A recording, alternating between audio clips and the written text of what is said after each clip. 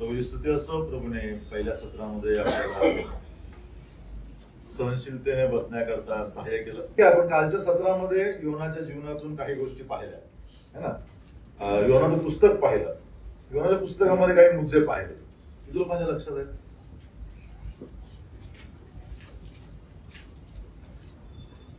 बंधुजनांपैकी हा. आणि योनाचं व्यक्तिमत्व. आणखीन पुस्तकामध्ये काय? पुस्तकामध्ये पुस्तकाचा आशय पाहिला. काय आहे पुस्तकाचा आशय? हा, देवाची इच्छा. नंतर पुस्तकाचं महत्व पाहिलं. हा, हे योनाचं पुस्तक आहे. 4 मुद्दे आपण काल पाहिले. नंतर योनाचं पाचारण पाहिलं. नंतर योनाचं पलायन किंवा योनाचं पतन पाहिलं. आज पहिला अध्याय 5वं वचन आपण वाचू. योनाचा पहिला अध्याय आणि त्याचं 5वं वचन. खलाशी घाबरले व आपापल्या दैवतांचा धावा करू लागले. मग त्यांनी जहाज हलके करण्यासाठी त्यातील माल समुद्र फेकून दिला. योना तर जहाजाच्या तळाशी जाऊन गाढ झोप घेत पडला होता. बस देवबापाचं वचन आपल्याकरता आशीर्वादित. जोना चॅप्टर 1 वर्स 5. या ठिकाणी योनाची झोप आम्हाला पाहायला मिळते. अतिशय महत्वाचा मुद्दा योना आमच्या समोर ठेवतो. झोप आम्हा सगळ्यांच्या परिचयाची गोष्ट आहे. विशिष्ट परिस्थितीमध्ये झोपणं आरोग्यदायी आहे आणि चुकीच्या परिस्थितीमध्ये झोपणं ते विनाशकारी आहे. म्हणजे झोप एकच आहे. ज्यावेळेस मुलांच्या परीक्षा जवळ येतात आणि मुलं झोपतात त्यावेळेस आई त्याला ओरडते, परीक्षा जवळ आलेली आहे, काय झोपून पडलेला आहे. पण परीक्षा संपल्यानंतर मुलगा थोडा 1 तास झोपल्यावरती काही वाटत नाही. हा, झोपू देत, परीक्षा संपली आहे किंवा दमून आलाय. तर झोपेकडे आम्ही अशा प्रकारे पाहू शकतो किंवा पाहत आलेलो आहे. जसं आम्ही दाविदाच्या झोपेविषयी विचार करत होतो. नको त्यावेळेस दावीद झोपलेला आम्हाला पाहायला मिळतं. ते बेजबाबदारपणाचं चित्र आहे. तर पवित्र शास्त्रामध्ये ज्यावेळेस आम्ही झोपेकडे पाहतो, आध्यात्मिक झोपेकडे पाहतो, त्यावेळेस ते बेजबाबदारपणाचं आणि आध्यात्मिक अंधपणाचं लक्षण आहे किंवा मृतावस्थेचं लक्षण आहे. या ठिकाणी एक परिस्थिती आम्हाला पाहायला मिळते. कालच्या सत्रामध्ये त्या सगळ्या गोष्टी आपण पाहिल्या की योना देवाच्या इच्छेपासून पळत आहे. त्याला कळालं नाही परमेश्वराची स्पष्ट इच्छा काय आहे आणि ती डावलून योना पळून गेलेला आहे, बोटीमध्ये बसलेला. त्याच्या पलीकडची एक गोष्ट आम्हाला पाहायला मिळते. त्याचं घसरण किती मोठं झालेलं आहे. तो किती आध्यात्मिक दृष्ट्या खाली गेलेला आहे. तो आम्ही प्रतिकात्मक दृष्ट्या बायबलमध्ये पाहिलं की तो यापोत खाली गेला, नंतर पाण्याच्या खाली माशाच्या द्वारा गेला. हे सगळं ठीक आहे.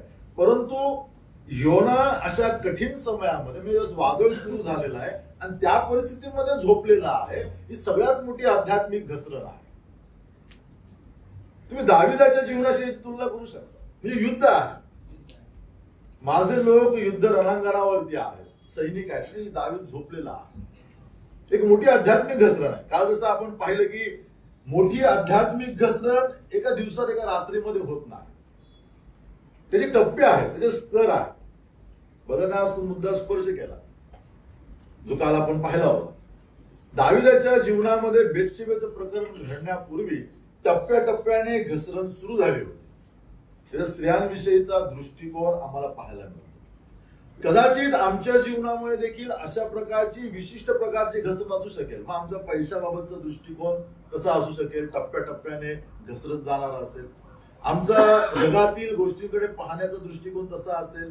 देवाच्या नियमांना हळूहळू डावलण्याचा आमचा दृष्टिकोन असेल. म्हणजे मनुष्य एकदम मोठी सैद्धांतिक समस्या निर्माण करत नाही विश्वासाला मंडळीमध्ये. टप्प्याटप्प्याने तो सिद्धांत तोडत जातो. मंडळीतले पुढारी त्याच्या टप्प्याटप्प्याने घसरण होणाऱ्या परिस्थितीकडे दुर्लक्ष करत जातात. जाऊ दे, छोटी गोष्ट आहे, आपण त्याला सांभाळून घेऊ. जाऊ दे, छोटी गोष्ट आहे, आपण त्याला सांभाळून घेऊ. ज्यावेळेस त्याला आम्ही सुधारण्याचा प्रयत्न करत नाही त्यावेळेस ती मोठी घसरण आमच्या डोळ्यासमोर येते. जितक्या काही घसरणीचे प्रकार आम्ही पाहिले असतील आमच्या अनुभवामध्ये, मंडळांमधले, विश्वासांच्या जीवनामध्ये, त्यांची सुरुवात खूप वर्षापासून झालेली आहे. आता ही गोष्ट आम्ही इतरांच्या जीवनात पाहण्याऐवजी माझ्या जीवनात, व्यक्तिगत जीवनात पाहणं आवश्यक आहे की असा कोणता पैलू माझ्या व्यक्तिमत्वामध्ये, जीवनशैलीमध्ये, परिवारामध्ये आहे का की मी ह्या गोष्टी टप्प्याटप्प्याने टाळत आलेलो आहे. काही दिवसात, काही महिन्यात, काही वर्षानंतर कदाचित त्याचं मोठं स्वरूप येऊ शकतं माझ्या जीवनात. मी काहीतरी मोठं करू शकतो. तर ही जाणीव असणं आवश्यक आहे. या ठिकाणी योना झोपलेला आहे. आम्ही याची तुलना प्रभू येशू ख्रिस्ताच्या बोटीमधल्या वादळाच्या समयात झोपण्याची करू शकत नाही. या ठिकाणी देखील वादळ आहे, त्या ठिकाणी देखील वादळ आहे. परंतु वादळात झोपणं हे अतिशय बधीरपणाचं लक्षण आहे. बधीर अवस्था माहितीये का? हा, वेदना होत नाही शरीराला, है ना. तिकडचा भाग, तिकडची त्वचा मिलेली असते, सुन्न झालेली असते, टोचलं जात नाही, चटका बसत नाही. ती आहे बधीरता. म्हणजे योना एक प्रकारे काही क्षणामध्ये, काही तासांमध्ये बधीर अवस्थेपर्यंत गेला. देवाची इच्छा मी डावलतोय याचा खेद त्याच्या अंतःकरणात नाही. देवाच्या इच्छेपासून मी पळतोय त्याची वेदना त्याच्या अंतःकरणात नाही. बर, माझ्यामुळे ह्या ठिकाणी वादळ आले, त्याला माहित आहे माझ्यामुळे अनेकांचे जीवन धोक्यात आहे, त्याची देखील त्याला चिंता नाही. इतका बधीर झालेला आहे.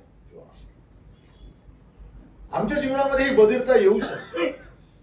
आम्ही चिंता करू लागत नाही बाजूच्या आजूबाजूच्या लोकांचा विचार. माझ्या समोर मला केवळ माझा स्वार्थ दिसतो.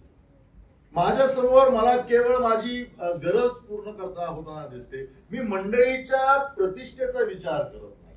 मी प्रभूच्या वचनांच्या प्रतिष्ठेचा विचार करत नाही. मी माझ्या निर्णयाच्या द्वारा इतरांच्या जीवनावर होणाऱ्या नकारात्मक परिणामांचा देखील विचार करत नाही. त्यावेळेस ती बधीर अवस्था असते. बघा, आम्ही आमच्या मागच्या कालखंडाच्या दिवसामध्ये असं कधी केलेलं आहे का? मला माहिती आहे देवाच्या विरोधात हे वागणं आहे, हा निर्णय देवाच्या वचनाविरोधात, तरी देखील मी माझ्या स्वार्थाकरता हा निर्णय घेतलेला आहे. मंडळी जाऊ देत, विश्वासणारे जाऊ देत, आणि माझ्यामुळे ज्यांच्यावरती काय परिणाम होणार आहे, मग माझ्या कुटुंबातले लोक असतील किंवा माझे स्वकीय असतील, तेही जाऊ. जर मी असं केलेलं असेल तर मी बधीर अवस्थेपर्यंत पोहोचलेलो आहे. योना सांगतो, योना एका बधीर अवस्थेमध्ये आहे. बधीर अवस्था अतिशय दुर्दैवी अवस्था आहे. मनुष्य मेला तरी कळत नाही. तुम्हाला कुष्ठरोगामध्ये शरीर बधीर होतं. एक खूप चांगलं मोठं उत्तम पुस्तक आहे, गिफ्ट ऑफ पेन म्हणून. जो लेखक आहे तो भारतामध्ये मिशनरी म्हणून आला आणि त्याने कुष्ठरोगांमध्ये सेवा केली. तर त्याने एक वेदनादायी अनुभव असा सांगितला की ज्यावेळेस तो त्या कुष्ठरोगांच्या कॅम्पमध्ये सेवा करण्याकरता गेला, एक व्यक्ती दरवाजा उघडण्याकरता पाठवण्यात आला आणि टाळं खूप घट्ट होतं, चावी त्याला लागत नव्हती. आणि हा मिशनरी जो सेवक आहे तो प्रयत्न करत होता. पण बाजूचा बदर बोलला की बदर द्या माझ्याकडे चावी, मी उघडतो. आणि त्याने चावी घेतली आणि उघडतोय, उघडत नाही चावी, गंजलेला आहे वगैरे म्हणून. परंतु त्या बंधूचं लक्ष जमिनीवर गेलं तेव्हा त्याला कळालं की चावी त्याच्या हातामध्ये घुसली आहे आणि रक्त घळाघळा वाहतोय. परंतु या भावाला काहीच फरक नाही. तो काय करताय, तो टाळं उघडण्याच्या प्रयत्नामध्ये आहे आणि मग हा हादरला. हे कुष्ठरोगाचं लक्षण आहे. चावी 1 इंच हातामध्ये घुसली आहे, रक्त घळघळा वाहत आहे आणि याला कल्पना नाही वेदनेची. बधीरता अशी असते, आमच्या सगळ्या शरीराला मारून टाकते, सगळ्या अवयवांना मारून टाकते. योना त्या अवस्थेपर्यंत पोचलेला आहे. मी मोठा अपराध केलाय देवाच्या इच्छेला डावलून, आणि त्यामुळे लाखो लोकांचे प्राण मी दावणीला लावलेले आहेत. पण मला त्याची काही नाही. मला तार्शिश मध्ये जाऊन काही वेळ घालवायचा आहे. या हिशोबाने योना तार्शिश मध्ये चाललाय. पवित्र शास्त्रामध्ये असे अनेक उदाहरणं आम्हाला मिळते. मी एक होमवर्क देतो, मी उद्या पण तुमच्या बरोबर आहे, पण पुन्हा विचारतो. उद्या पण नाही, पुन्हा पुढच्या महिन्यात अमावस्या क्लास आहे, तेव्हा पण आहे. हा, म्हणजे डोक्यावर ठेवलं तुम्हाला त्यांनी माझ्या, तुम्ही विचारणार तो होमवर्क. बधीर अवस्थांची उदाहरणं शोधून काढायची जुन्या आणि नव्या करारामध्ये. मी 4 उदाहरणं सांगेन, ही उदाहरणं सोडून. अजून कोणती आम्हाला उदाहरणाशी आठवतात का बधीरतेची?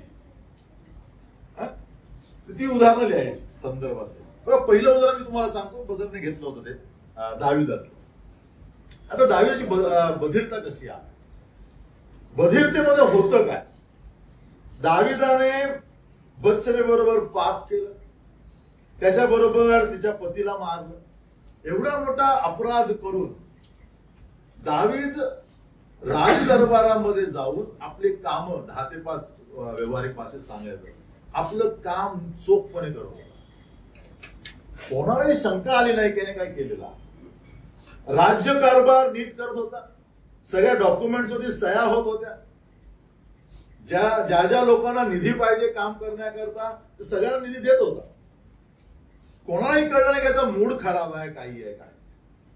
म्हणजे इतका मोठा कांड केलेला आहे आणि हा राजदरबारामध्ये येऊन सगळ्या व्यवस्था नीट करत आहे. पुन्हा आपल्या घरी जात आहे, द्राक्षरस पित आहे, भोजन करत आहे, शब्दात दिवशी पुन्हा मंदिरात जात आहे, पुन्हा दुसऱ्या दिवशी काय करत आहे, जेवण राजदरबारात बसत आहे. ही बधिरता आहे.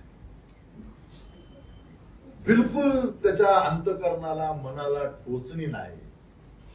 सही करताना त्याचा हात कापला नाही, मंदिरात जाताना त्याचे पाय थबकले नाहीत, काही झालं नाही. ही बधिरता आहे. अनेक विश्वासधाऱ्यांची अवस्था अशी आहे. मंडळीच्या बाहेर त्यांची सगळ्या गोष्टी आहेत, उपद्व्याप आहेत, परंतु सगळ्या दैनंदिन गोष्टी राजरोसपणे चालू आहेत. ते घरामध्ये व्यवस्थित आहेत, ऑफिसमध्ये व्यवस्थित आहेत, मंडळीमध्ये व्यवस्थित आहेत. काही लोक मेस देतात मंडळीमध्ये, हाईट आहे, सगळं चाललंय व्यवस्थित. बिलकुल बाजूच्या बसणाऱ्या बंधूला कल्पना नाही की ह्याने इतकं मोठं कांड केलेलं आहे. की बधिरता आहे, त्या व्यक्ती करता बधिरता आहे. दुसरं एक उदाहरण बघा, यहोशुआच्या अध्यायात 7व्या अध्यायामध्ये आखान व्यक्तीने पाप केलं. देवाने सांगितलेल्या समर्पित वस्तू त्याने लपवल्या आपल्या तंबूमध्ये. बघा धैर्य. यरिहो मधून त्याने चांदीच्या, सोन्याच्या जे काय मूल्यवान वस्तू आहेत त्या आणल्या आपल्या गाढवावरून. तंबू खांदला, तंबूमध्ये जमिनीमध्ये त्या पुरल्या, बायकोला कामाला लावलं, मुलांना कामाला लावलं आणि नेहमीप्रमाणे दुसऱ्या दिवशी कवायत करायला ग्राउंडवरती गेला. सैनिकांची नेहमीची हजेरी असते, रोल कॉल असतो, त्याला हजर लागला. आईनगरामध्ये युद्ध झालं, आईनगराच्या युद्धामध्ये देखील तो गेला. त्याला वाटलं सगळं काही अलबेल आहे, प्रभूचा तडाखा, प्रभू बोलला होता मी हे करीन, परंतु मी सुटलो. बघ मी यरिहो मधून सगळं घेऊन आलो, मी माझ्या घरामध्ये पुरलं, आईनगरामध्ये गेलो, युद्ध केलं, माझ्याऐवजी किती लोक मेले? 36 लोक मेले, 30-32 लोक जे काय. तर आखानाने या गोष्टीकडे कसं पाहिजे? कोणालाही त्याच्याविषयी, त्याच्या वर्तणुकीविषयी किंवा त्याच्या वावरण्याविषयी संशय आला नाही. युद्ध करतोय तो, परेड करतोय, सगळ्या गोष्टी नियमशास्त्राप्रमाणे तंबूमध्ये तो वावरतो आहे. खूप मोठा अपराध देवाच्या नियमाविरुद्ध करून आलेला आहे. आखानाची वावरणं हे बधीर अवस्था आहे. बघा आम्ही असं आमच्या जीवनात वावरत आहोत, असे बसलोय आज मंडळीमध्ये, सगळं खणून वगैरे आलेलो आहे आणि मंडळीमध्ये बसलेलो, सुवार्तेला चाललेलो आहे. हे युद्धच आहे ना, सुवार्थ. आखान पण गेला होता सुवार्थ युद्धाला. म्हणजे विश्वासणाऱ्यांच्या जीवनामध्ये हे बधिरतेचे पैलू आहेत. नामीचं उदाहरण घ्या, रूथमध्ये, रूथच्या पुस्तकात काय केलं नामीने? बहिणीने सांगा.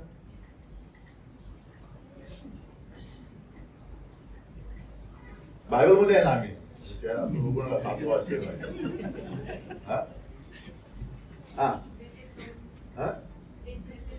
हा बेथेल सोडलं. यहुद्यांकरता बेथेल सोडणं अपमानास्पद आहे. काय बेथेल शब्दाचा अर्थ? देवाचं घर. अपमानास्पद गोष्ट आहे. यहुदी आहेस तू आणि काय केलं? बेथेल सोडलंस. अशा प्रकारच्या प्रतिक्रिया नामीला सहन कराव्या लागल्या त्यावेळेस. पण वाचतो नामी बरेच वर्ष मोआब प्रांतामध्ये राहिली. बेथेलकडे पाठ करून ज्यावेळेस तिचे नातेवाईक काय दुष्काळाला तोंड देत आहेत, दुष्काळामध्ये आहेत त्या ठिकाणी, त्याची तमा नाही तिला. तिने आपल्या पतीबरोबर 2 मुलांबरोबर चांगला त्या ठिकाणी व्यवसाय केला, संपन्न झाली, मुलांची लग्न केली आणि मस्तपैकी जीवन जगत आहे. म्हणजे बेथेल सोडल्याची खंत तिच्या अंतकरणात नाही. मवाब मध्ये बिंदास्ती राहत आहे, एन्जॉय करते मवाब. काय बधीर अवस्था आहे. अनेकांनी मंडळं सोडलेल्या आहेत, जगामध्ये खुलेआम राहत आहेत, काही फरक नाही. जगाच्या सगळ्या सुविधांचा लाभ ते घेत आहेत, ही बधीर अवस्था. दावीद, आखान, तुमची नामी, समशोन. काय म्हटले समशोनाविषयी? नाझीर आहे तो. काय चित्र आहे नाझीराचं? नाझीराचं चिन्ह काय त्याच्यावर? हा, वाढवलेले केस. ज्यावेळेस त्याचे वाढवलेले केस पाहायचे लोक म्हणायचे कोण आहे? नाझीर आहे. आदराने बघायचं आहे का? पण त्या अध्यायामध्ये मी पाहतो शमशोन काय बघायचं. स्पष्ट पवित्र शास्त्राने कुठला आडपडदा ठेवला नाही बघा त्या ठिकाणी. काही हजार वर्षापूर्वी लिहिले गेलेलं हे पुस्तक आहे. त्याच्यामध्ये काहीही लोकांना अश्लील वाटेल असा विचार न करता लिहिलेला आहे. समशोन जिथे गेला तिथे त्यांनी बायकांना बघितलं. परमेश्वराचा आत्मा सोडून पवित्र शास्त्रातील सगळ्यात भयंकर आणि दुर्दैवी वचन, देवाचा आत्मा नाझीराला सोडून गेला. हे सगळं पाप करतोय तो, वेश्यांच्या संगतीत बसतोय, उठतोय, पण बाहेर नाझीर म्हणून तो वावरतोय, यहोवाचं नाव घेतोय तो. बधीर समशोनाची अवस्था आम्हाला अनेक उदाहरणं आहेत आमच्या जीवनात पवित्र शास्त्रात. ही उदाहरणं वेगवेगळ्या परिस्थितीमध्ये प्रभूने आमच्या समोर ठेवलेली आहेत. माझ्या जीवनामध्ये समशोनाचा स्वभाव आहे का? माझ्या जीवनामध्ये नामीचं चरित्र आलेलं आहे का? आखानाप्रमाणे मी काही देवाच्या वचनांचा अपराध केलेला आहे, काही अप्रिय गोष्टी माझ्या जीवनात मी दडवून ठेवलेल्या आहेत. दाविदाप्रमाणे मी सगळं कांड केलेलं आहे, पण मंडळीत आणि समाजामध्ये उजळ माथ्याने वावरत आहे. तर ही बधीर अवस्था आहे. आणि म्हणून मग बधीर अवस्था आहे तर मग सगळे अनुभव घेत आहेत, सगळे एन्जॉय करत आहेत, पण या सगळ्यांनी किंमत भरली प्रिया. नंतर बघा दाविदाला मोठी किंमत भरावी लागली. कधी कधी तो अध्याय वाचूसं वाटत नाही. दाविदाच्या जीवनाच्या समस्या आल्या, अब्शलोमन आणि त्याच्या मुलाने अदोनियाने जे काही बंड केलं त्याच्या विरोधात. कधी कधी मी ते 2 अध्याय पुढे ढकलतो आणि पुढे जातो. वेदना होतात वाचताना. आखान, यहोशवाने म्हटलं की मुला तू आम्हाला त्रास का दिलास? परमेश्वर तुला त्रास दे. आखान, त्याची बायको, त्याची मुलं, त्याचं गाढव, त्याच्या तंबूतलं सगळं सामान सगळं जाळलं.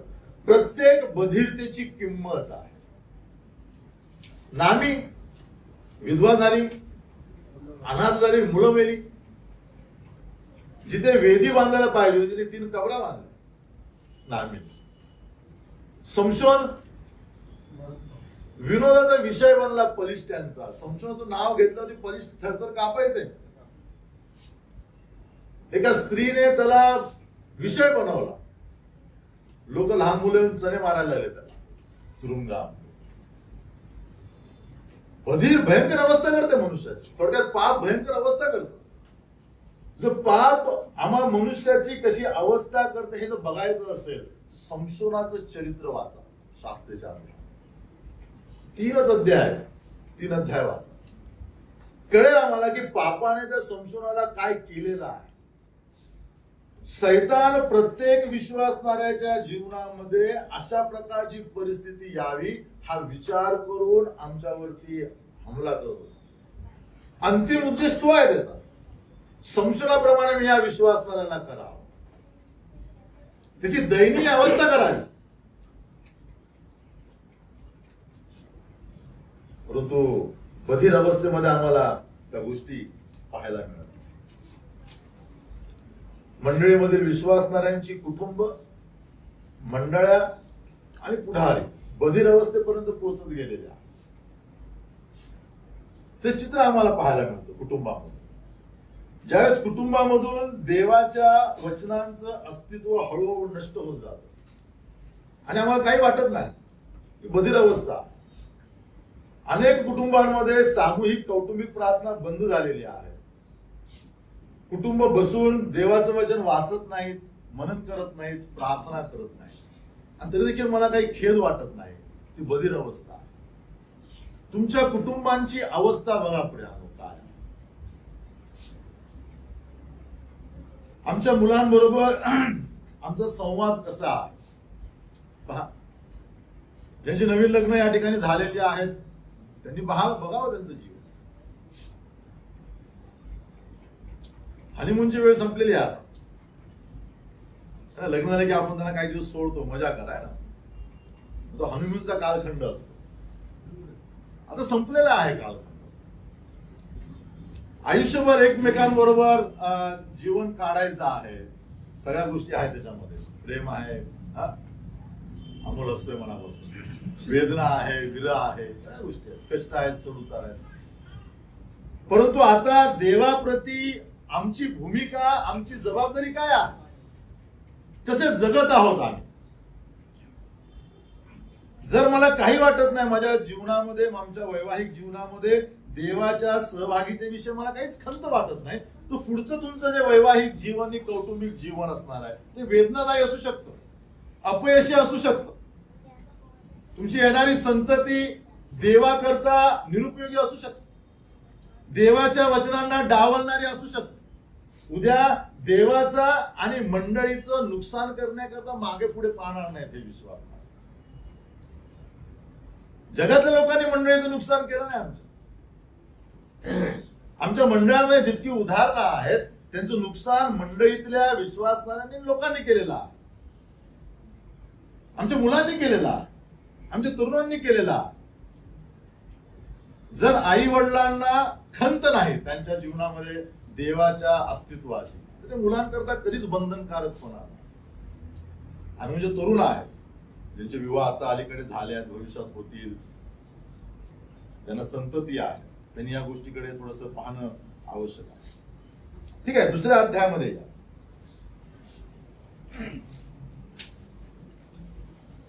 माझा कोणतं 1 ते 9 वचन, दुसरा अध्याय. मत्स्याच्या पोटातून योनाने आपला देव परमेश्वर ह्याची प्रार्थना केली. तो म्हणाला, मी आपल्या संकट अवस्थेत परमेश्वराचा. देवबापातलं वचन आपल्याकरता शिरवायचं. योनाची झोप नंतर योनाची प्रार्थना आम्हाला पाहायला. संपूर्ण पवित्र शास्त्रामध्ये विश्वासणाऱ्यांच्या जीवनाचा अतिशय महत्वाचा भाग बायबलने नमूद केलाय, तो म्हणजे प्रार्थना. पहिल्या पुस्तकापासून शेवटच्या पुस्तकापर्यंत एक विषय आम्हाला कायम पाहायला मिळतो, प्रार्थना. जर देव ह्या घटकाला इतका महत्वाचं समजतो किंवा इतकं महत्व देतो, तर तुम्हाला आणि मला देखील या महत्वाच्या मुद्द्याला महत्व देणं आवश्यक आहे, प्रार्थनेला. प्रभूजी सेवक A.W. टोझर ते नेहमी म्हणायचं की आमचे हॉल आणि आमचे घर प्रेयर कंडिशन, एअर कंडिशन झाले पण प्रेयर कंडिशन झाले नाही.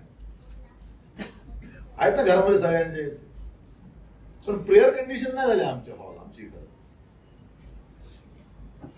मंडळीमध्ये ऑर्गनायझर्स आहेत पण ॲगनायझर्स नाही. ऑर्गनाइज करायला खूप भेटते, कुठली बिर्याणी मागवायची, कोणाकडनं मागवायची,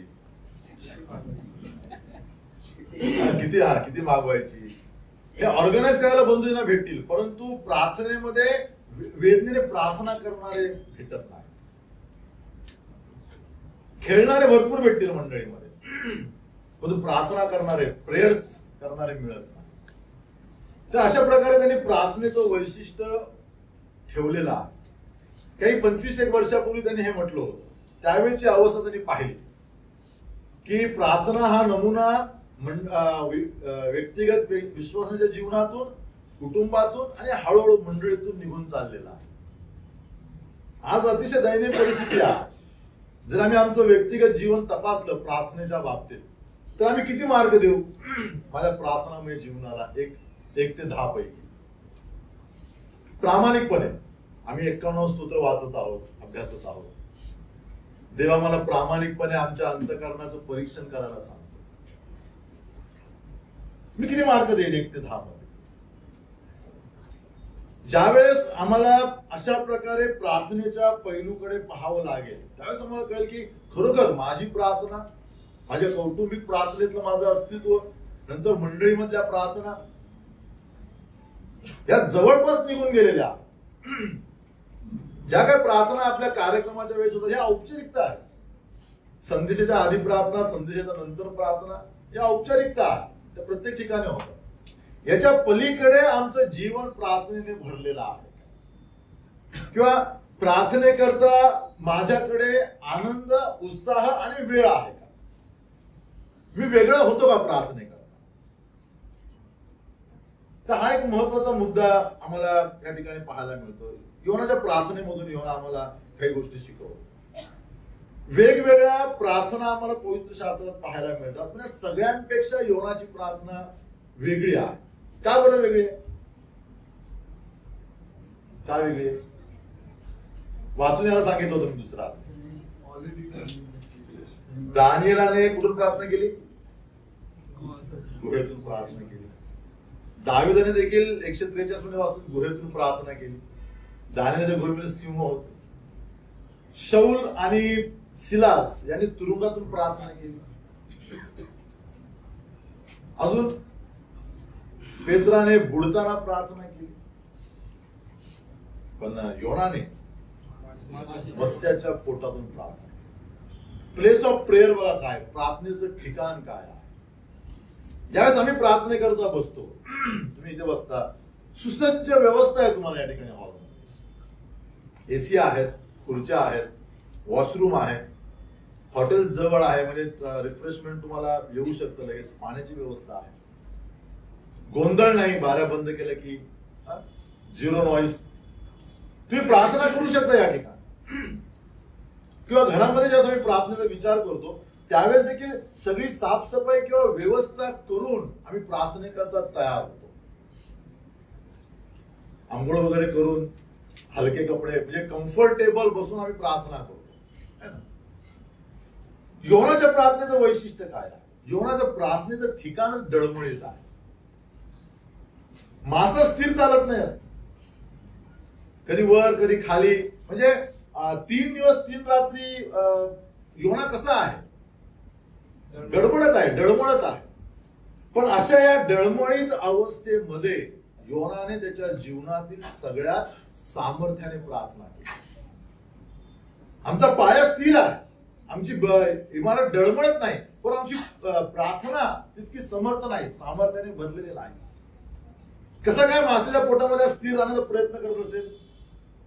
काहीतरी पकडलं असेल माशाचं त्याने आतमध्ये, हार्ट काय जे असेल आतमध्ये, तो सावरण्याचा प्रयत्न त्यानुसार करत असेल आतमध्ये. आणि अशा परिस्थितीमध्ये योना प्रार्थना करत आहे. खाली दलदल आहे माशाच्या पोटामध्ये, पाय रुतलेत त्याचे, कुठे बसावं, बसायला जागा नाही. लिव्हरला टेकून बसला असेल, हार्ट पकडून बसला असेल, अशी अवस्था आहे. दुर्गंधी आहे आतमध्ये, घाण आहे आतमध्ये. परंतु आम्ही पाहतो की अतिशय सामर्थ्याची प्रार्थना योनाने मत्स्याच्या पोटातून. आता आमच्या परिस्थितीकडे बघू आपण. जर यापैकी कुठली परिस्थिती माझ्या कुटुंबात असेल तर मी प्रार्थना करण्यास प्रवृत्त होईल का?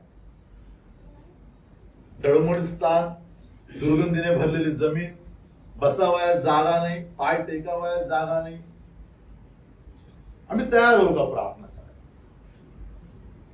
परंतु योनासारख्या व्यक्तीकरता ही परिस्थिती तयार करण्यात आली. ज्यावेळेस तुम्ही अतिशय हट्टी बनतो त्यावेळेस त्या हट्टी मुलाला आवरण्याकरता काहीतरी करावं लागतं. माशाची योजना ही देवाची योजना. योना करता मासा तयार करण्यात आला, हे खास तयार केला नाही, त्या ठिकाणी तो उपलब्ध करून देण्यात आला. देवाची योजना आहे त्या माशाला. वादळ झालं, चिट्ट्या टाकण्यात आल्या तरी योना शांत आहे. जोपर्यंत माशाच्या तोंडात पडत नाही तोपर्यंत योनाने प्रार्थना करायला सुरुवात केली. आमची देखील अवस्था तशीच आहे. जोपर्यंत आम्ही पडत नाही त्याशिवाय आम्ही प्रार्थना करायला आरंभ करत नाही. योनाला आता कळालं की हा मोठ्या माशाने मला गिळलेला आहे, आता माझं काही खरं नाही, आता माझं अस्तित्व धोक्यात आलेलं आहे. आणि त्याने काय सुरुवात केली? त्याने प्रार्थना करण्यास सुरुवात केली. Sinking time is praying time. लिहून ठेवा कुठेतरी वहीवर.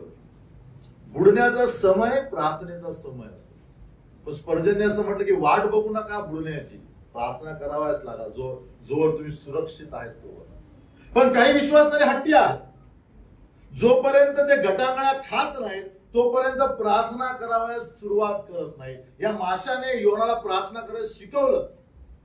या माशाने योनाला प्रार्थना करण्यास प्रवृत्त केलं.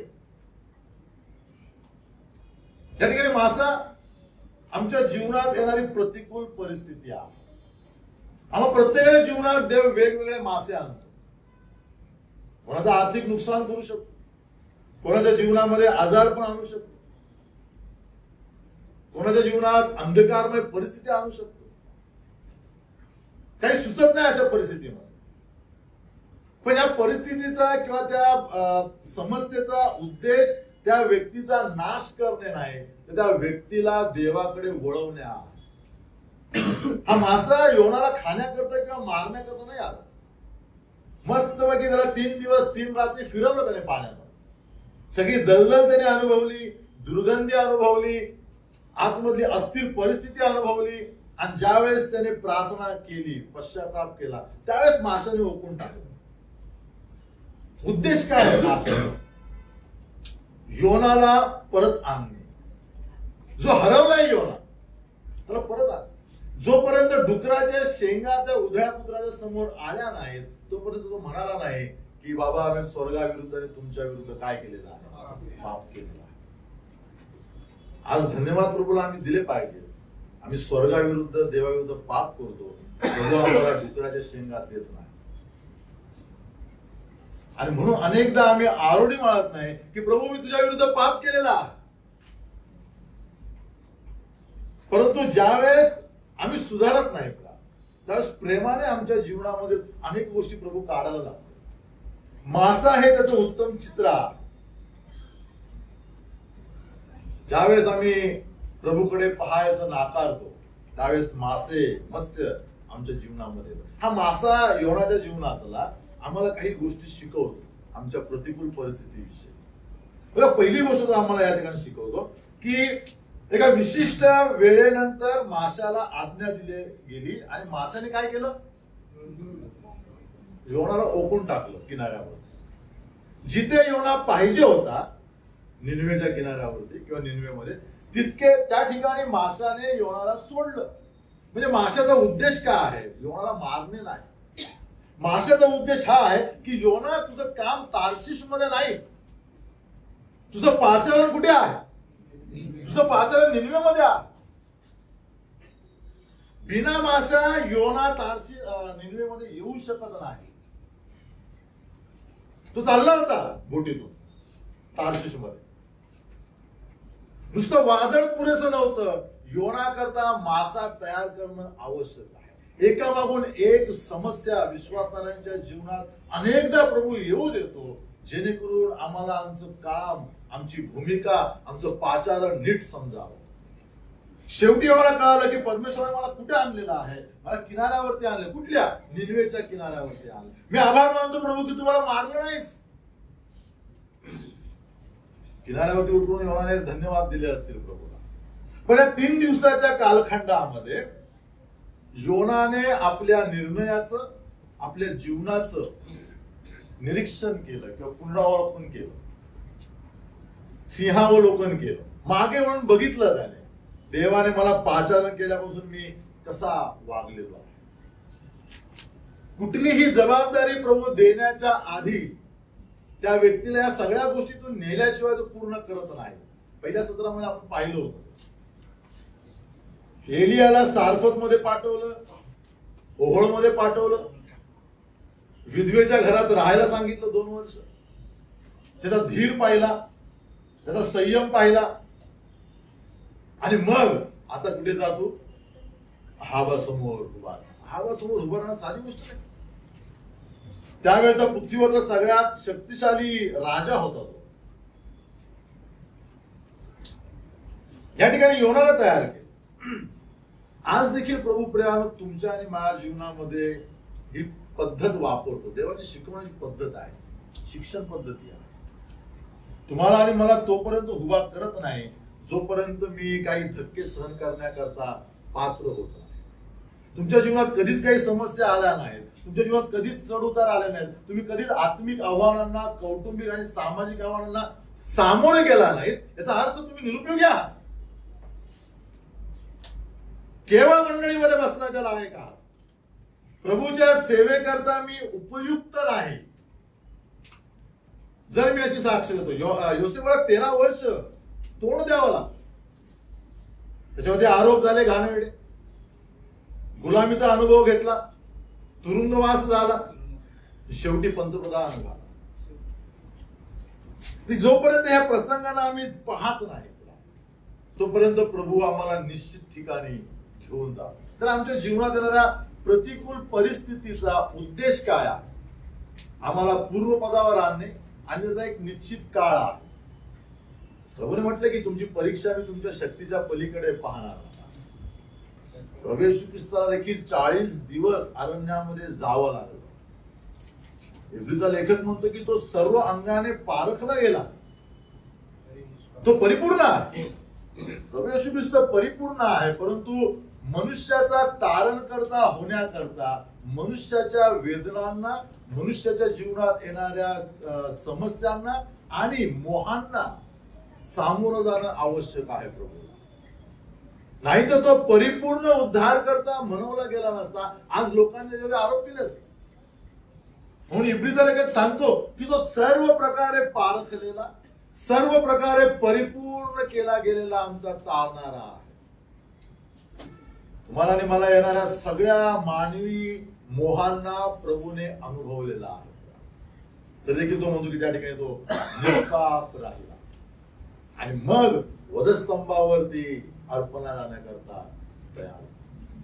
प्रभू येशू ख्रिस्त बाजूला राहिला नाही. समजतो पित्याने पुत्राला ठेवलं नाही बाजूला. तुमच्या आणि माझ्या जीवनातील अपरिहार्य भाग आहेत. आम्ही या परिस्थितीतून जात असू तर येणाऱ्या कालखंडामध्ये आमच्याकरता प्रभूची मोठी योजना आहे. सेवेच्या संदर्भामध्ये प्रभू आम्हाला एका मोठ्या कार्याकरता तयार करत आहे. माहित नाही कालखंड कधी येईल, परंतु ही सुरुवात आहे आमच्या जीवनात आणि त्याला निश्चित काळ आहे, मर्यादित वेळ आहे. पहिली गोष्ट. दुसरा भाग, माशाचा प्रसंग योनाला अनुभव देऊन गेला, एक्सपिरियन्स देतो जीवनातील समस्यांचा. अनुभवी व्यक्ती सगळीकडे लागतात, कंपन्यांमध्ये, वेगवेगळ्या ठिकाणी. तुम्हाला किती वर्षाचा अनुभव आहे विचारलं जातं. योनाने कसला अनुभव घेतला? समुद्राच्या तळाचा अनुभव घेतला. माशाच्या पोटात भयंकर गर्तेचा अनुभव घेतला. तो बोलतो समुद्रातील सगळे कल्लोळ माझ्यावरून गेले. मी समुद्राच्या आणि पर्वतांच्या जणू काही तळाशी गेलेलो आहे, असा अनुभव कोणी घेतला? योनाने घेतला.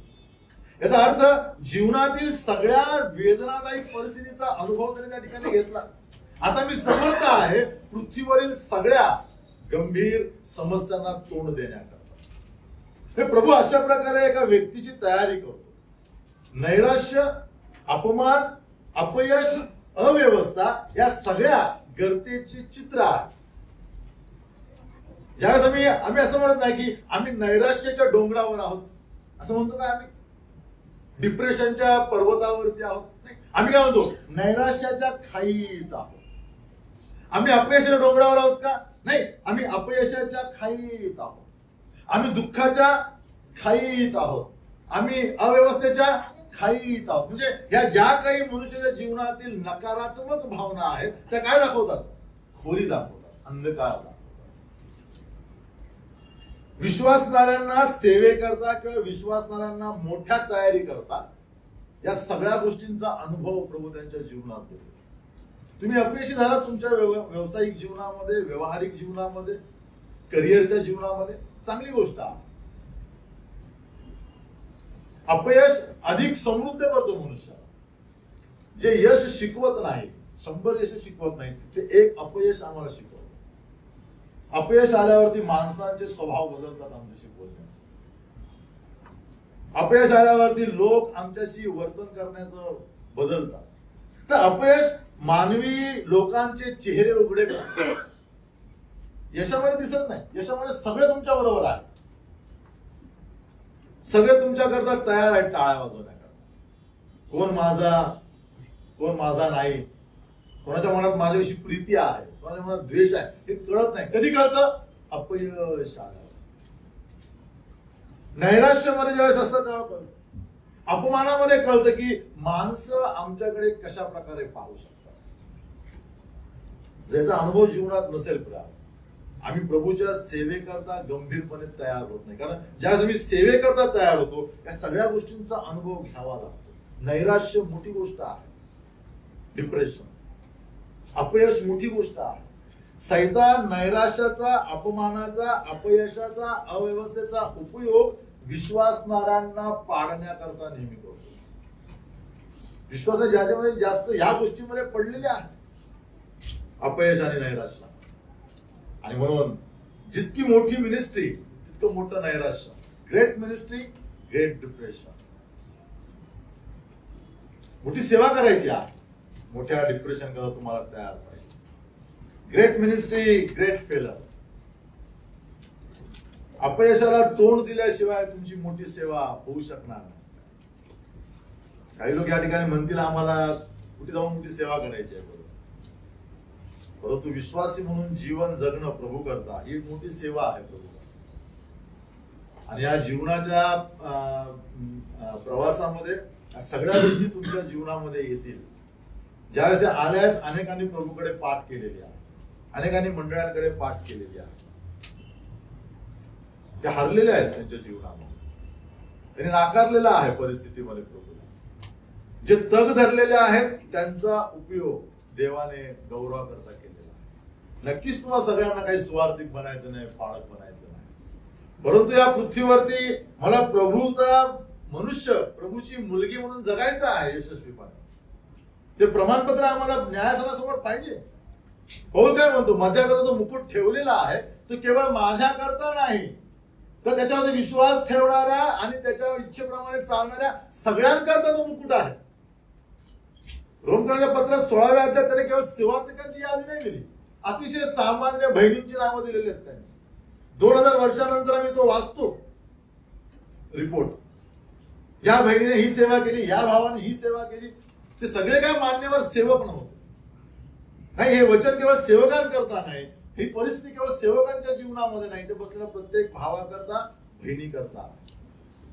ख्रिस्ताला पकडल्यावरती, ख्रिस्ताला जीवनात स्थान दिल्यावरती या गोष्टी अपरिहार्य आहेत एका खऱ्या विश्वासणाऱ्याला. ठीक आहे, पुढे जाऊया. नंतर परिणाम पाहायला मिळतो आम्हाला प्रार्थनेचा. योना काहीतरी शिकला आपल्या.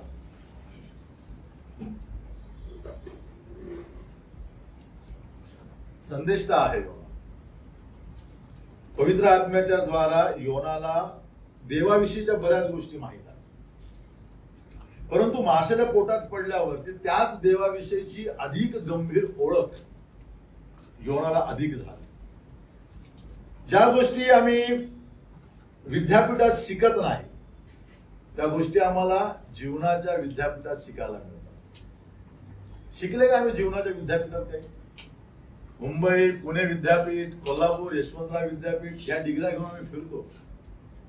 जीवनाच्या विद्यापीठामध्ये कधी आम्ही शिकलो काय?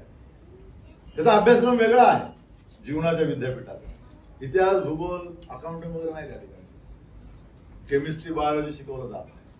मोशे 40 वर्ष त्या विद्यापीठात शिकला. कोणाबरोबर शिकला? कोण होतं बरोबर? मेंढर होती. अनरिस्पॉन्सिव्ह अॅनिमल्स, जे प्रतिसाद देत नव्हते मोशेच्या दुःखाला.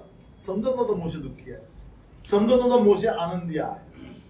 अशा जनावरांबरोबर देवाने 40 वर्ष त्याला जीवनाचे धडे दिले. काही माणसं अशी येतात आमच्या जीवनात मेंढरांप्रमाणे. आमच्या दुःखाचं काही घेणं नसतं, आमच्या सुखाचं काही घेणं देणं नसतं, आमच्या यशाचं काही घेणं देणं नसतं. तर याकरता आमच्या जीवनात आणतो की आम्हाला काही गंभीर गोष्टी शिकवायच्या आहेत.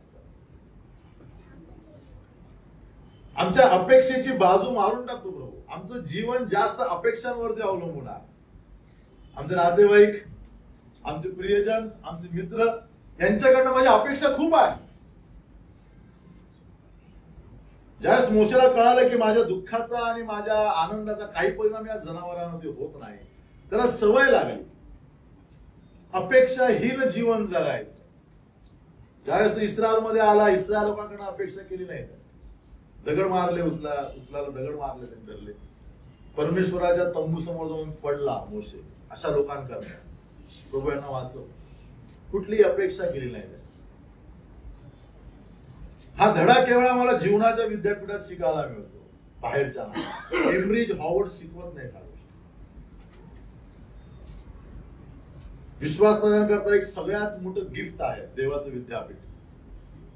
त्याचा अभ्यासक्रम, त्याचा कालखंड मोठा आहे. मोशे करता 40 वर्षाचा होता, योसेफा करता 13 वर्षाचा होता, पौला करता 3 वर्षाचा होता, तुमच्या आणि माझ्या करता काही आठवड्यांचा, काही महिन्यांचा, काही वर्षाचा असू शकतो.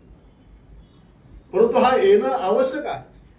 आम्ही देवाकरता सिद्ध आहोत, प्रभू आमच्या जीवनात त्या गोष्टी आणतो. काय शिकला योना बघा. पहिला मुद्दा, योना प्रार्थना करावयास शिकला. बोटीत प्रार्थना न करणारा योना माशाच्या पोटात पडल्यावरती प्रार्थना करू लागला. दलदलीत प्रार्थना केली, अंधकारात प्रार्थना केली, अस्थिर जागेमध्ये प्रार्थना केली. प्रार्थनेला मी झाडाप्रमाणे म्हणतो. प्रार्थना एक झाड आहे. झाड कुठे वाढतं?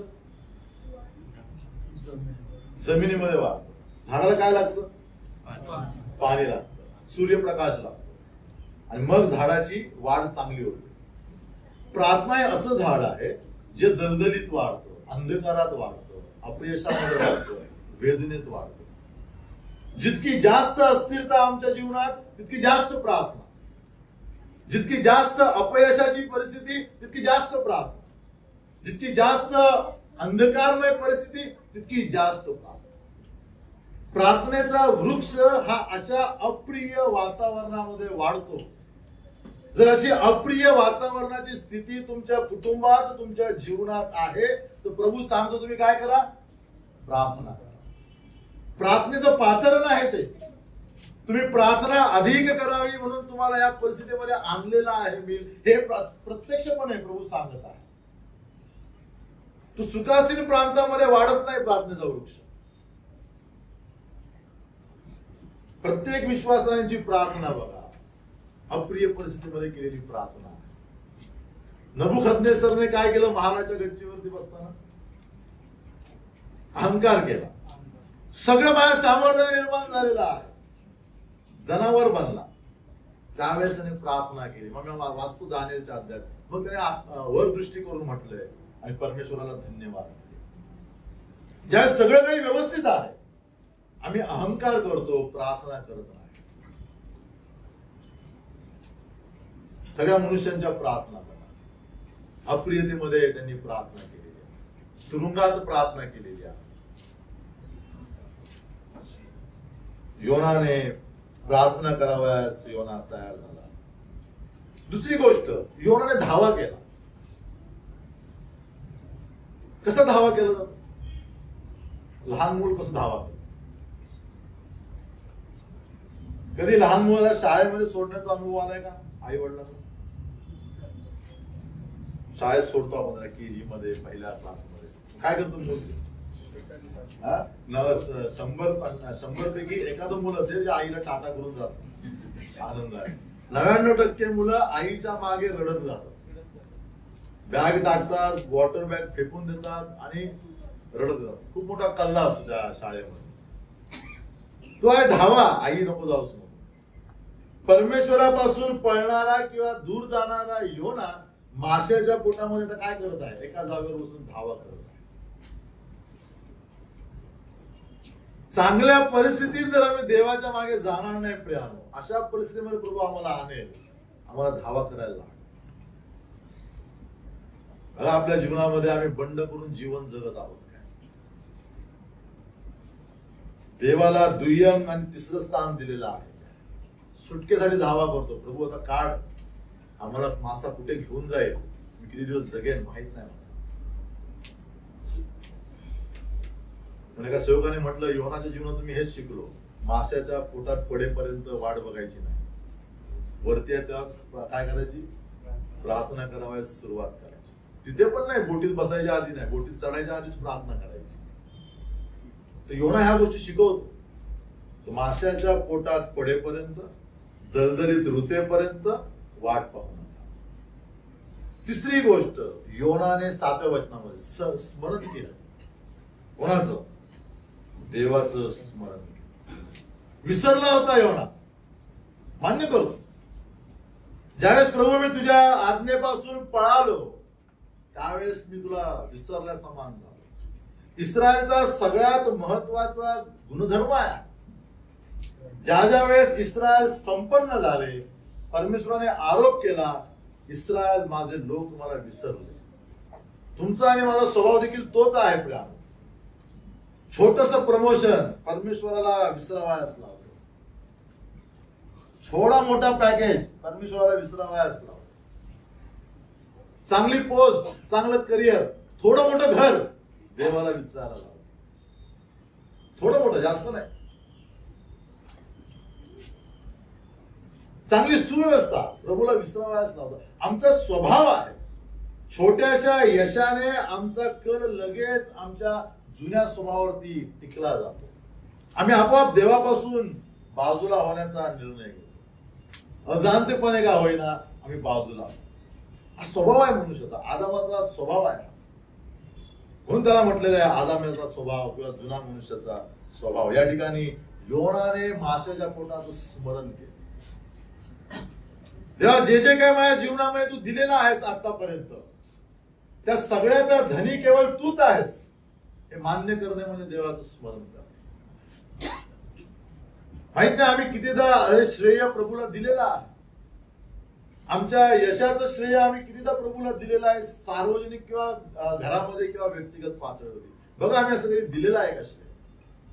का माझ्या सगळ्या यशाचं श्रेय मी माझ्या बुद्धिमत्तेवरती, माझ्या चांगुलपणावरती, माझ्या कॅरेक्टरवरती घेतलेला आहे, नबुखदनेस्सरप्रमाणे?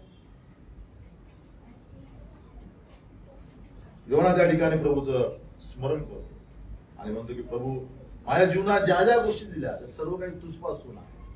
काल आम्ही उत्पत्तीचा 37वा अध्याय पाहत होतो, त्यामध्ये याकोब म्हणतोय एसावला, हे सगळं काही देवापासून आहे. एक काठी घेऊन मी आलो होतो आणि आता हे काय दिलं मला? संपत्ती प्रभूने दिलेली आहे. दावीद देखील देवासमोर जेव्हा परमेश्वर करार करतो, आत्मे जाऊन बसतो देवासमोर, म्हणतो मी साधा गुराखी आहे. तुम्हाला एवढ्या उच्च पदावरती चढवलंस, तुझी कृपा. कधी आम्ही असा श्रेय परमेश्वराला दिलेला आहे का आमच्या जीवनामध्ये? आम्ही नेहमी आमची स्तुती करतो, आमच्या यशाचं किंवा आमच्या श्रमाचं कौतुक लोकांना सांगतो. आम्ही विसरतो या सगळ्या कौतुकाला प्रभूने मला चालवलेला आहे वेगवेगळ्या प्रकाराने. प्रभूचं स्मरण करणे म्हणजे आमच्या जीवनातील सगळ्या गोष्टींचं श्रेय त्याला देणे. 9व्या वचनात योना करार करतो देवाबरोबर. कराराचा परमेश्वर आहे देव. योना या ठिकाणी म्हणतो की मी आता काय करीन? तुझं आभार प्रदर्शन करीन मंदिरामध्ये येऊन. तारण तुझ्यापासूनच होते. अजून सुटला नाही योना, माशाच्या दलदलीमध्ये आहे, पण त्याला एक शाश्वती मिळाली की आता मी या माशाच्या पोटात राहत नाही. तारण तुझ्यापासून आहे प्रभू, तूच तारणारा आहेस. मी नक्कीच येणाऱ्या दिवसामध्ये मंदिरात जाऊन काय करीन? आभार प्रदर्शन करीन. अतिशय सकारात्मक प्रार्थना आम्हाला पाहायला मिळते, पॉझिटिव्हिटीने भरलेली प्रार्थना योनाची आहे. तो किनाऱ्यावरती उतरून जाऊन प्रार्थना केला असता तर आम्ही समजू शकलो असतो की तू माझं तारण केलंस, पण तू कुठे आहे? 9व्या वचनात अजून दलदलीमध्ये आहे, अजून त्या अंधारामध्ये आहे, अजून रुतलेला येतो खाणीमध्ये, पण म्हणतो मी काय करीन? मी आभार प्रदर्शन करेन, कारण तारण परमेश्वरापासून होते. प्रतिकूलतेमध्ये विश्वास ठेवणे, प्रभू तू तारणारा आहेस आणि मी तुझं स्तवन करीन तुझ्या मंदिरामध्ये. हे बोलणं विश्वासाचं सामर्थ्याचं चित्र आहे. मी बाहेर येणे प्रतिकूलतेमध्ये आणि मग प्रभूची उपकास्तुती करणे, ही कॉमन गोष्ट आहे. योना अनकॉमन गोष्ट करत आहे. अडकलेला योना म्हणतो, प्रभू तारण तुझ्यापासून आहे, मी तुझ्याशी करार केलेला. करार कर. चौथा मुद्दा, प्रतिकूल परिस्थितीमध्ये देवाची ओळख चांगली होत्या. का आमच्या जीवनामध्ये योनासारखी परिस्थिती येऊ शकते? देवाची इच्छा आहे की तुम्ही मला जवळून ओळखावे. आधीपासून इच्छा राहिलेली आहे. 430 वर्ष मिसरमध्ये होते इस्रायल. सुखी होते का ते? त्या पिढ्या आक्रोश करायच्या. यहोशुआ, कालेब ज्या वातावरणात वाढले, त्यांचे आई वडील त्यांना शिकवायचे की चांगला गुलाम कसं व्हायचं. आई वडील शिकवायचे. का? जर तू चांगला गुलाम झाला नाहीस तर हे फारोचं सैन्य तुला भयंकर वेदनांनी मारतील. खूप भयंकर पद्धतीने मिस्री लोक हिब्रू गुलामांना वागवायचे आणि मारायचे. 10 कमांडमेंटचा पिक्चर तुम्ही बघितला तर सुरुवातीच्या काळामध्ये त्यांचा अत्याचार आम्हाला पाहायला मिळतो. त्या आई वडिलांना वाटायचं की आमची जी मुलं आहेत ती गोंडस, यांनी या गुलामीतून वाचावं. ऍटलिस्ट त्यांच्या जीवनामध्ये या समस्या येऊ नयेत आणि म्हणून धडे द्यायचे चांगला गुलाम बनण्याकरता. ज्या गोष्टी 430 वर्षात त्यांना कळल्या नाहीत देवाच्या, त्या 40 वर्षाच्या प्रवासामध्ये त्यांना कळाल्या. 430 वर्षामध्ये पाहत नाही. देवाची ओळख त्यांना जवळून झालेली आहे. पण जसं त्यांनी लाल समुद्राजवळ आले त्यावेळेस त्यांना ओळख व्हायला लागली की आमचा देव अद्भुत आहे. लाल समुद्र दुभंगणारा आहे. अंधारामध्ये आणि दिवसा आमच्या बरोबर मेघस्तंभ आणि अग्निस्तंभ म्हणून चालणारा परमेश्वर आहे. प्रत्यक्षात बघितला त्यांनी पिलर. रात्री आम्हाला प्रकाश देत आहे, दिवसा आम्हाला मार्गदर्शन करत आहे. त्यांनी अनुभवलं देव मार्गदर्शन करणारा. आम्हाला व्यक्तिगत ओळख आहे का देवाची की देव मला मार्गदर्शन करणार आहे? कधी या देवाचं मार्गदर्शन आम्ही आमच्या जीवनामध्ये लागू केलेलं आहे काय? बोलायचं मोशे, ज्यावेळेस तो स्तंभ हलेल त्यावेळेस आपण चालायचं, जिथे थांबेल त्या ठिकाणी तंबू ठोकायचं. हे आहे देवाच्या वचनाप्रमाणे आपलं जीवन चालवणं. प्रभू थांबला की थांबला. मोशेची हिंमत नव्हती पुढे जायची. मेघस्तंभ थांबला. देवाच्या वचनातून आम्हाला सांगण्यात आलेलं आहे की प्रभू कुठे थांबलेला आहे, प्रभू कुठे चाललेला आहे, प्रभू डावीकडे गेलेला आहे की प्रभू उजवीकडे गेलेला आहे. मला देवाच्या वचनाशी काही घेणं देणं नाही. प्रभू उजवीकडे चाललेला आहे, मी डावीकडे जाण्यास रमलेलो आहे. जिथे प्रभू थांबलेला आहे त्याच्या पलीकडे मी चाललेलो आहे. अनेक विश्वासधाऱ्यांची परिस्थिती आज अशी आहे, मेघस्तंभाच्या दिशेने किंवा मेघस्तंभाच्या मागे चालताना दिसत नाही. येशू ख्रिस्ताचा मेघस्तंभ आहे, त्याच्या वचनातून त्याचा प्रकाश आमच्या समोर प्रकट केलेला आहे. हे जर आमच्या जीवनामध्ये नाही तर आम्ही अरण्यात भरकटल्याशिवाय राहणार नाही. दुसरी गोष्ट त्याने पाहिली की देवाची गर्जना ऐकली त्याने सिनाय पर्वतावर. त्याने प्रथमच पाहिलं पर्वत धुमसतोय. एवढा मोठा पर्वत हादरत आहे ज्यास देव बोलतो त्यावेळेस. 430 वर्ष त्यांनी फक्त फारोची वाणी ऐकली. ही अद्भुत वाणी आहे. ते म्हणाले की मोशे, परमेश्वर केवळ तुझ्याशी बोलू, आमच्याशी न बोलू. आम्ही ऐकली का परमेश्वराची वाणी? व्यक्तिगत पातळीवरती आम्हाला देव बोलतो हा अनुभव आम्ही घेतलेला आहे का? तो खूप सामर्थ्याने बोलतो. तो अतिशय सौम्य शब्दामध्ये बोलतो, अतिशय कडक शब्दामध्ये बोलतो. पण हा अनुभव आम्ही घेतलेला आहे का व्यक्तिगत पातळीवर?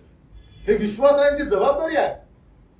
न्यायासनासमोर ज्यावेळेस आम्ही उभे राहू त्यावेळेस प्रभू पहिला प्रश्न आम्हाला विचारेल, तू काय केलंस आयुष्यभर मंडळीमध्ये बसून? तू माझी वाणी ऐकली नाहीस. तुला त्याकरता मी बोलवलंय मंडळीमध्ये, तुम्हाला याकरता मंडळीमध्ये बोलवलेलं आहे की तुम्ही देवाची वाणी ऐकावी. आम्ही ऐकण्यास अपयशी पडतो. मेघ गर्जनेचे शब्द त्यांनी ऐकले. तिसरा अनुभव त्यांनी 40 वर्ष मान्ना खाल्ला. त्याने अनुभवलं की आम्ही तर श्रम करत होतो आणि फारो आम्हाला मासे, मच्छी, काकड्या देत होता, सलाड देत होता. या ठिकाणी अरण्यामध्ये देव आम्हाला पौष्टिक मान्ना देत आहे. 40 वर्षाचा पुरवठा बंद पडला नाही. जी गोष्ट 400 वर्षात शिकले नाही, 40 वर्षाच्या कठीण आणि कष्टमय प्रवासामध्ये इस्रायल लोक शिकले.